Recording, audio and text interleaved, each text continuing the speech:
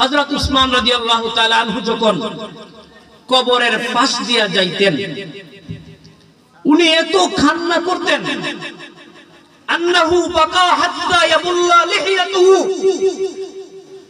ফাকিলা লাহু তাযকুরুল জান্নাতা ফালা তাবকি ওয়া তাবকি হাযা। হে উসমান,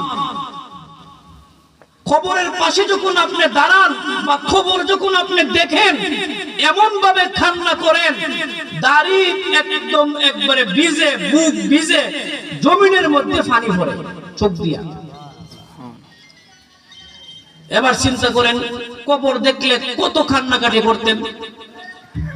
আর আমাদের সমাজ তার বিপরীত, কবরের উপর দিয়া গান বাদ্য বাজাইতে দ্বিধা সংকোচ করে না, ঠিক কিনা? হেডফোনে গান লাগায়া কবরের উপর দিয়া যায়।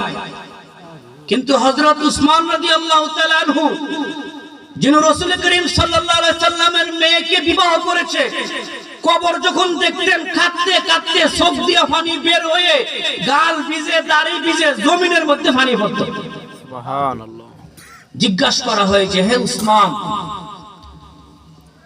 জাহান্নামের আলোচনা করা হয়, জান্নাতের আলোচনা করা হয়, কিন্তু এত কাঁদেন না, কিন্তু কবর দেখলে আপনি এত কাঁদেন কেন?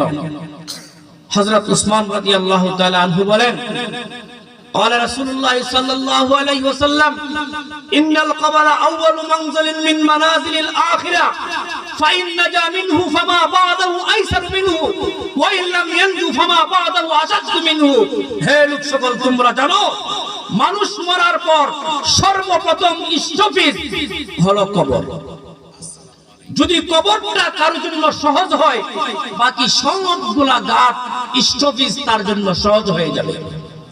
আর যদি কবরটা কারোর জন্য কঠিন হয়, তাহলে বাকি সবগুলা ঘাট তার জন্য কঠিন হয়ে যাবে।